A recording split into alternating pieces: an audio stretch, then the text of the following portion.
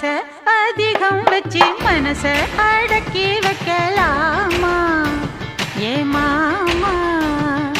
ஆள மயக்கி புட்டு அழக ஒழிச்சு வைக்கலாமா